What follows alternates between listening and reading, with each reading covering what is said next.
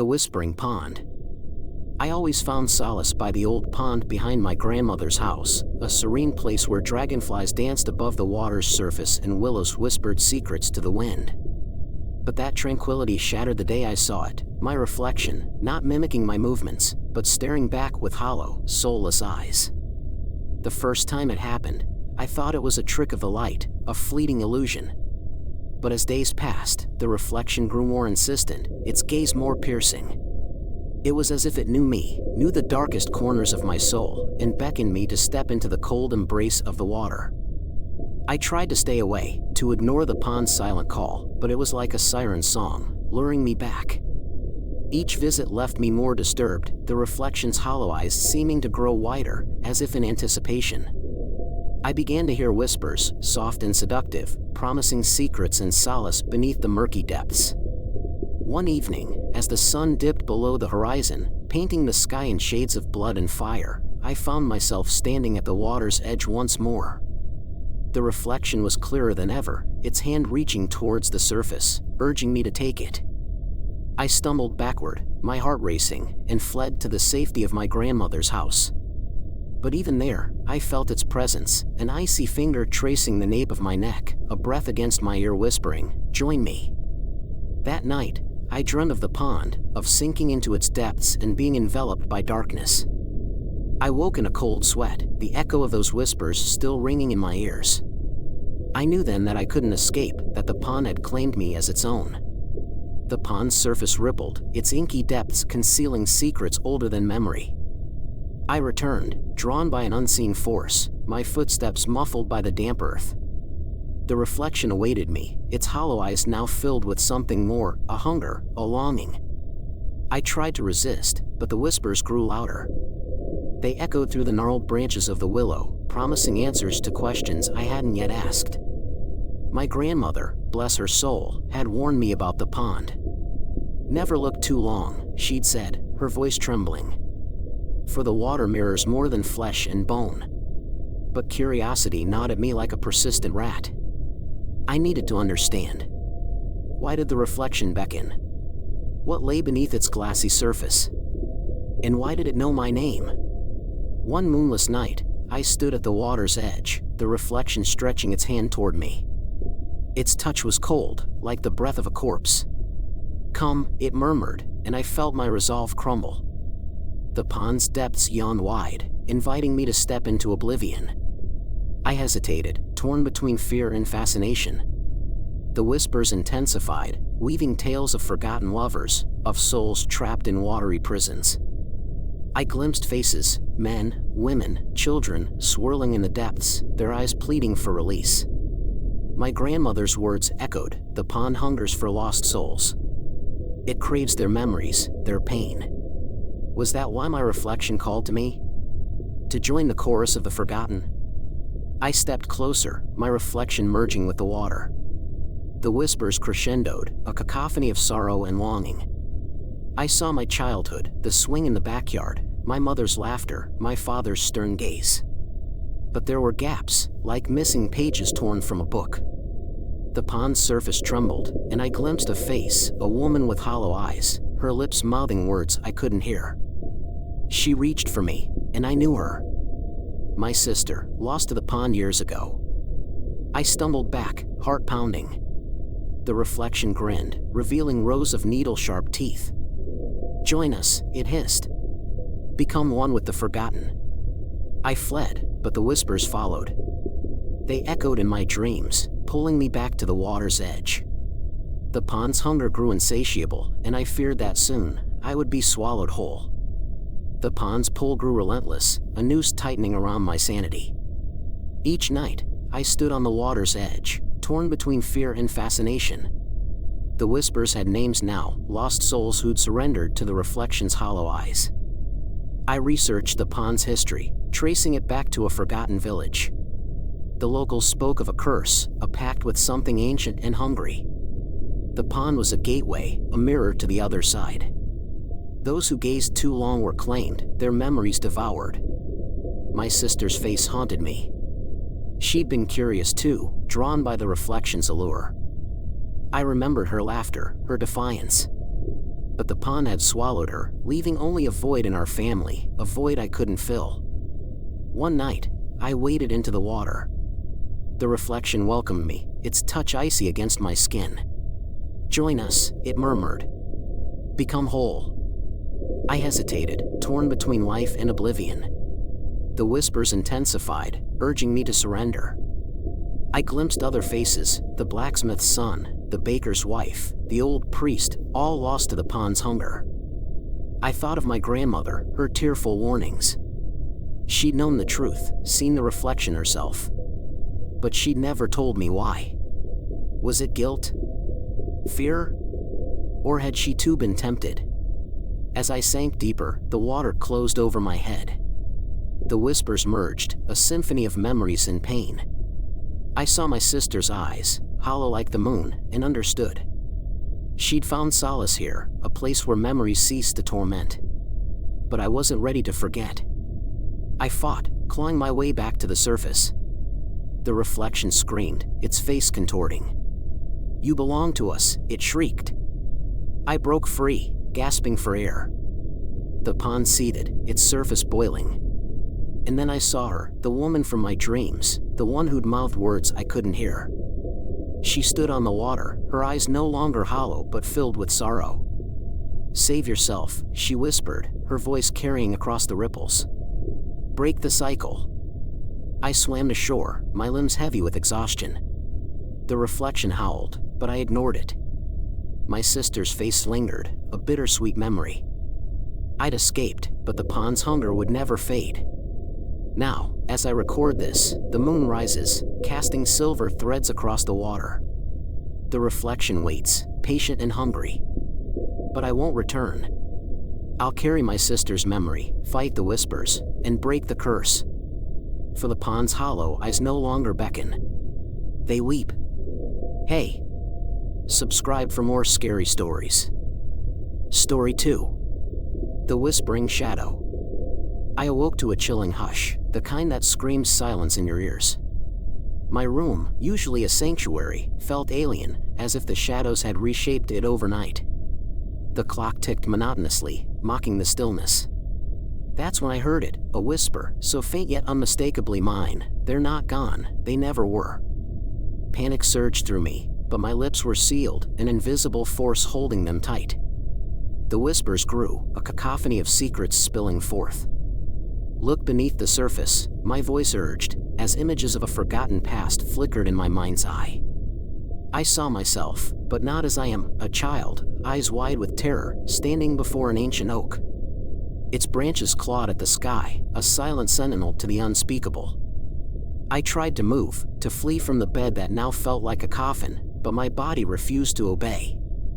It was then I noticed the mirror, the reflection wasn't my own. A shadowy figure loomed, its eyes hollow pits of despair, and I knew it was the source of the whispers. "Find me," it pleaded, "before it's too late." Daylight brought no relief. The whispers followed me, a constant murmur only I could hear. Friends and family couldn't see the strain, the way the air seemed to thicken around me, heavy with unspoken dread. I began to search, poring over old diaries, photos, anything that might hold a clue to the shadow's identity. Each night, the whispers grew more insistent, more desperate. "The oak," they repeated, "the oak." I knew I had to return to that place, to confront whatever awaited me there.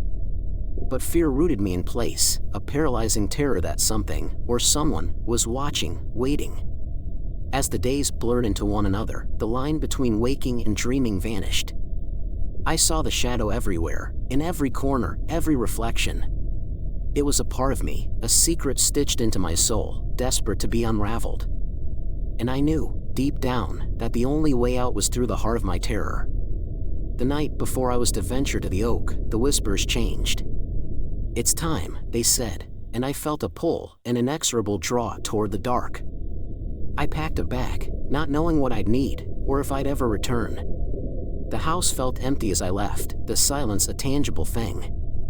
I was stepping into the unknown, the first chapter of my nightmare drawing to a close. The oak stood at the edge of the forest, its gnarled roots clawing into the earth like skeletal fingers. Moonlight filtered through the leaves, casting elongated shadows on the ground. I shivered, my breath visible in the chilly air. The whispers had led me here, to this place of forgotten memories and ancient secrets. As I stepped closer, the ground seemed to shift beneath my feet. The roots writhed, as if sensing my presence. The shadow figure materialized, its form merging with the tree itself. "Remember," it urged, and suddenly, I did. Long ago, when I was a child, my family had lived in this very house. My parents had warned me never to venture near the oak, but curiosity had driven me. I discovered a hidden door at its base, a portal to another world. The whispers had been my own, a desperate plea to escape the mundane. But something had followed me back, a darkness that clung to my soul. The memories flooded back, the taste of forbidden fruit, the touch of unseen hands, the promise of secrets beyond imagination. I had sealed the door, buried the memories, but they'd festered, waiting for release. Now, as I touched the rough bark, the whispers intensified. "Open it," they urged. "Release us." I hesitated, torn between fear and longing. What lay beyond? Redemption or damnation? The shadow figure watched, its eyes hollow, its mouth a silent scream. I pushed against the door, and it swung open, revealing a void, an abyss that swallowed sound and light. The whispers surged, pulling me forward. I stepped through, and the world shifted. The oak was no longer a tree, it was a gateway, a bridge between realms. The other side was a mirror image of our world, but twisted, distorted. Shadows danced, and the air smelled of decay. I walked along a path of fallen leaves, each step echoing in my mind. The whispers had become screams, urging me deeper. "Find the truth," they demanded. I encountered others, lost souls like me.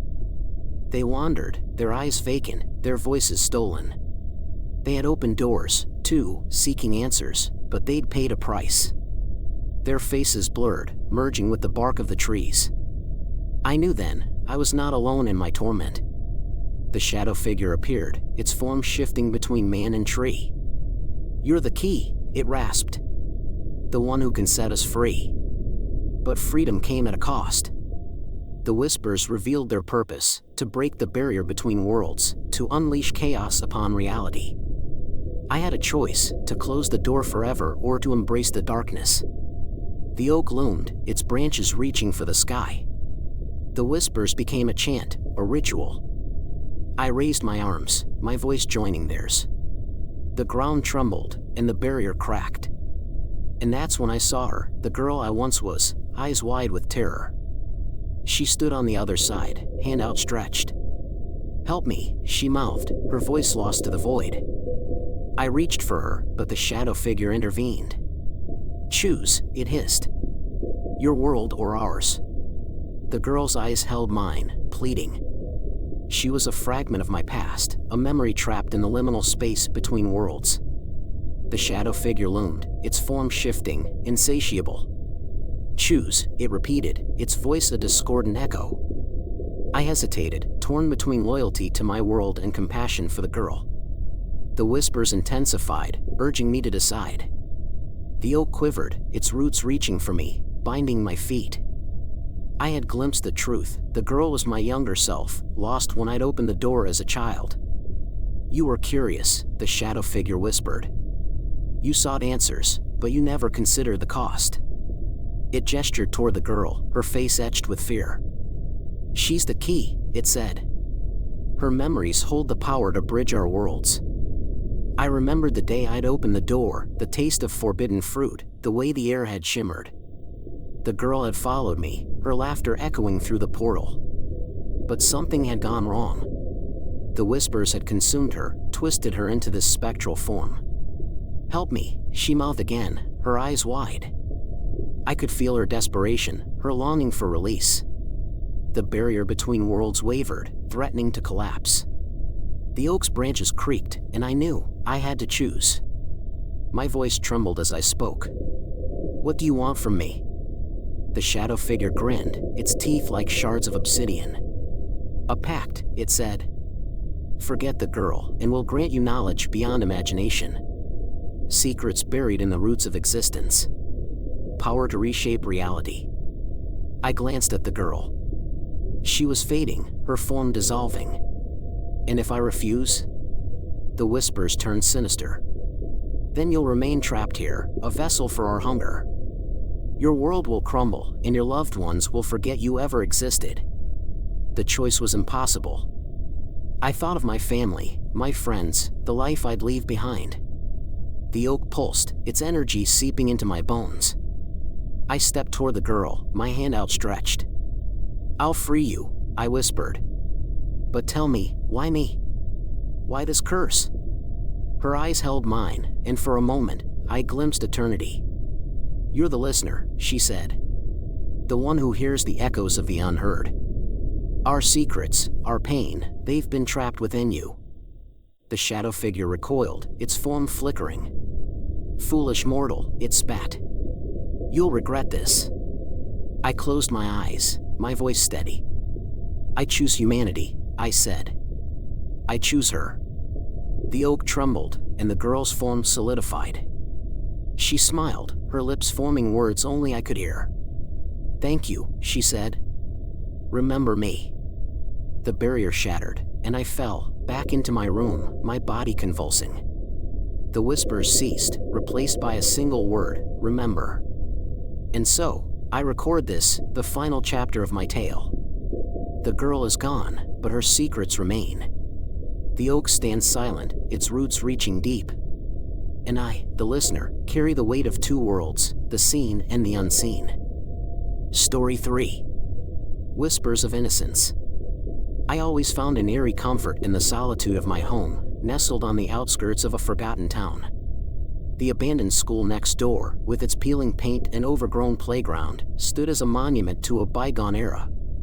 But lately, the silence of the night had been pierced by the unsettling sound of children's laughter echoing through the empty halls. Curiosity overcame my initial fear, and one fateful night, I decided to investigate. The moon was a sliver in the sky, barely casting light on the path to the school's entrance. As I stepped inside, the laughter grew louder, bouncing off the walls like a twisted symphony. The air was thick with dust, and each breath felt heavy in my lungs. The classrooms were shrouded in darkness, but as my eyes adjusted, I noticed something peculiar. Tiny handprints, smeared in a crimson hue, adorned the walls. They seemed fresh, the blood not yet darkened by the passage of time. My heart raced as I followed the trail, leading me deeper into the labyrinth of desolation. The laughter intensified, surrounding me, yet I saw no one. It was as if the very walls whispered secrets of the past. I stumbled upon the school's auditorium, the stage set as if ready for a performance that never began. The handprints converged here, forming a circle at center stage. As I approached, the laughter ceased abruptly, replaced by a deafening silence. The temperature dropped, my breath visible in the air. And then, I saw them, apparitions of children, their eyes hollow, their expressions solemn. They pointed towards the stage, urging me to look closer. I hesitated, but the pull of the unknown drew me forward. As I stepped into the circle, the world shifted. The dilapidated auditorium transformed before my eyes into a room filled with life, the ghostly children now vibrant and real, their laughter no longer haunting but full of joy. But the illusion shattered as quickly as it appeared. The children's expressions turned to horror, their eyes fixated on something behind me. I turned to see what they saw, and that's when I heard it, a new sound, a sinister giggle, distinct from the innocent laughter before.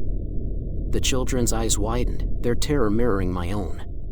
The sinister giggle grew louder, reverberating through the auditorium. I spun around, searching for the source, but there was nothing, no figure, no shadow, only the lingering scent of decay. The children clung to each other, their tiny hands trembling. Their laughter had turned into a chorus of desperate pleas. "Help us," they whispered, their voices barely audible. "We're trapped." I stepped off the stage, determined to unravel this macabre mystery. The handprints led me to the basement, a place where light dared not penetrate. The stairs creaked under my weight, and the air grew colder with each step. The walls seemed to pulse, as if they held secrets too terrible to bear. In the dimness, I found an old wooden door, its surface etched with symbols I couldn't decipher.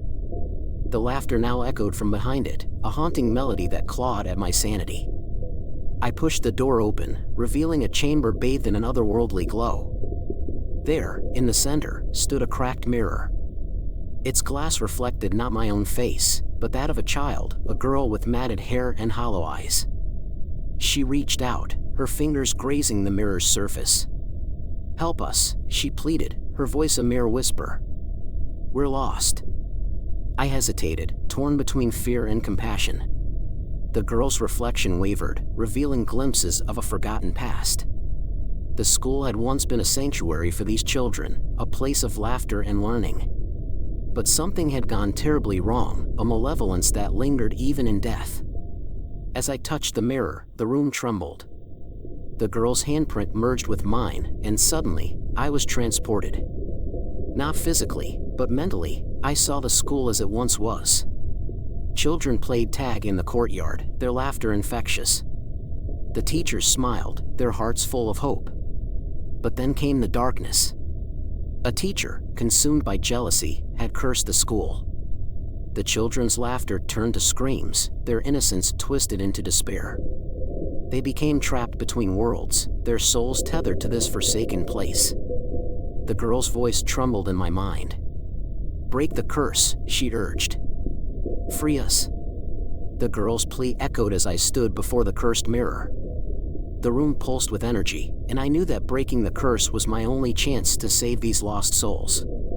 But how? The symbols etched on the mirror held the key, their meaning hidden in the shadows of forgotten rituals. I traced the symbols with trembling fingers, my breath hitching. The girl watched, her eyes filled with both hope and despair. "Speak the words," she whispered. "Release us." I closed my eyes, summoning courage from the depths of my being. The incantation felt ancient, its syllables heavy with power. As I spoke, the mirror trembled, cracks spiderwebbing across its surface. The room shook, and the children's laughter turned into anguished cries. And then, silence. The mirror shattered, shards falling like rain. The girl's reflection wavered, merging with mine. Her hand slipped from the glass, and she collapsed into my arms. Her touch was icy, her form insubstantial. "Thank you," she murmured, fading away. But the curse wasn't broken. The laughter returned, louder, more malevolent. Shadows danced along the walls, and I realized the curse had transferred to me. I was now the conduit, the vessel for their suffering. The children materialized, their eyes hollow once more. They circled me, their tiny hands reaching out. "Help us," they pleaded. "Set us free." I stumbled backward, my mind racing. The basement walls closed in, the symbols pulsing with a sinister glow. The girl's voice echoed, urging me to find the truth, the origin of the curse, the teacher who had damned them. I retraced my steps, back to the auditorium stage. The children followed, their footsteps silent. The laughter grew deafening, threatening to consume me. And there, in the spotlight, I saw her, the teacher, her face twisted with rage. "You meddle in things you don't understand," she hissed. "The children are mine." I confronted her, my voice steady. "Why curse them?" She laughed, a sound devoid of mirth. "Their laughter mocked me," she said. "Their innocence, it sickened me. So, I bound them here, forever." "But why?" I pressed. Her eyes flickered, revealing a hint of regret. "I wanted their laughter silenced," she confessed. "I wanted to be the only one who heard it." The children's cries intensified, their desperation pushing me forward. I lunged at the teacher, my hands closing around her throat. "Break the curse," I demanded. "Or suffer with them." Her eyes widened, and she gasped. "The mirror," she choked out. "It holds the truth." I dragged her to the shattered mirror, her reflection fractured and distorted. "Speak," I commanded. She recited the incantation, her voice trembling. The room quaked, and the curse unraveled. The children's forms dissipated, their laughter fading into the void. But the teacher remained, her eyes haunted. "What will you do with me?" she asked. I smiled, my heart heavy yet resolute. "You'll join them," I said. In the echoes of innocence. And with that, I shattered the mirror once more, sealing her fate. As I stepped out of the school, the laughter ceased.